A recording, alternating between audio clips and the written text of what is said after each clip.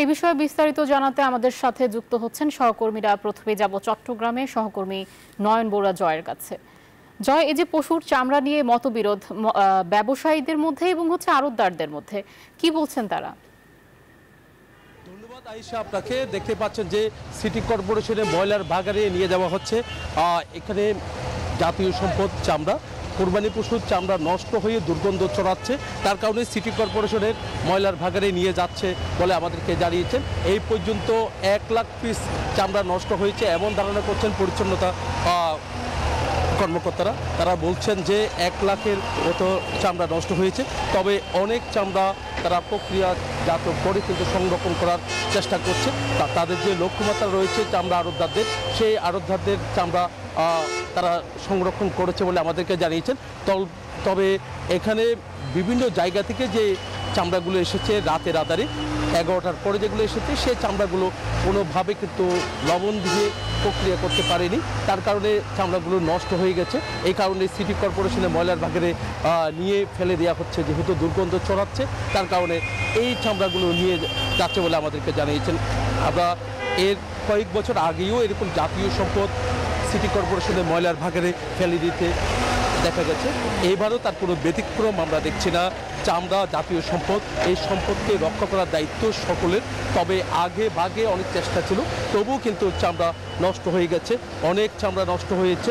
কেন চামড়া এইভাবে নষ্ট হলো তার এই বিষয়গুলো জানতে আমরা কথা বলেছি আড়তদারদের সাথে। তারা বলছে মৌসুমি ব্যবসায়ীরা তাদের যে হিসাব নিকাশ সেটা কিন্তু তারা জানতো না, এই কারণে কিন্তু আসলে চামড়া তারা বিক্রি না করে রাস্তার মধ্যে ফেলে চলে গেছে।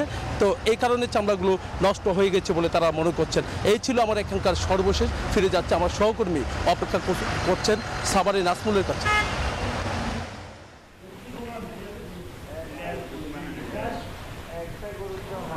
জয়, আপনাকে ধন্যবাদ। আপনি যেমনটি চট্টগ্রাম থেকে জানাচ্ছিলেন চামড়া শিল্পের সর্বশেষ খবর। এই মুহূর্তে রয়েছে আমি সাভারের চামড়া শিল্প যে ট্যানারি, সেই হেমায়তপুরের যে চামড়া শিল্প ট্যানারি। এখন আমি যে জায়গাটি দাঁড়িয়ে আছি, এখন কিন্তু যে এই চামড়াটি কিন্তু নারায়ণগঞ্জের একটি এতিমখানার চামড়া।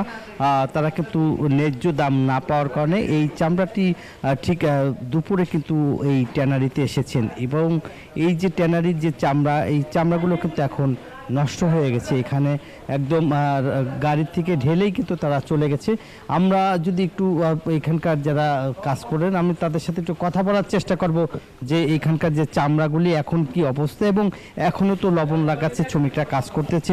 আপনার সাথে একটু কথা বলি যে এই চামড়াগুলি এখন এই অবস্থা কেন, কি মনে হচ্ছে আপনার? এই মালটা আসতে আমাদের ট্যানারিতে অনেক দেরি হয়েছে। সকালবেলা 10টার দিকে আসছে এই মালটা, এই কারণে যায় এই মালগুলো এই অবস্থা পড়ে রয়েছে। আর এই মালগুলা যদি রাত্রে আসতো তাহলে আমাদের 12 ঘন্টার ভিতরে লবণ লাগানো শেষ হয়ে যেত।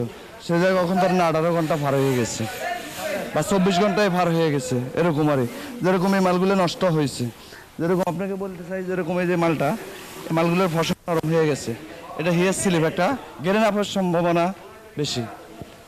ধরেন আপনার 20% মাল এখান থেকে নষ্ট হয়েছে। আপনাকে শুনছিলেন যে এখানকার যে কর্তৃপক্ষ বলছে, এবং তারা বলছে যে এই চামড়াটি এখন কিন্তু নষ্ট হয়ে গেছে, এবং যার ফলে এই চামড়া লবণ দিয়ে কিন্তু এখন কাটিং করে সেটিং করে কিন্তু তারা প্রক্রিয়া করছেন। এছাড়াও যেগুলি ওয়েট ব্লু, সেগুলো কিন্তু ওয়েট ব্লুতে দিয়ে দিচ্ছে। এই ছিল আমার কাছে সাভারের চামড়া শিল্প ট্যানারির সর্বশেষ খবর। ফিরে যাচ্ছি স্টুডিওতে আয়শার কাছে। আয়শা, নাজমুল এবং জয়, আপনাদের দুইজনকে ধন্যবাদ। বান্ডেল থাকলে প্রতি সেনমানিতে টাকা বাঁচবে। বিকাশ সেনমানি বান্ডেল কিনে জিতুন প্রতি লেনদেনে।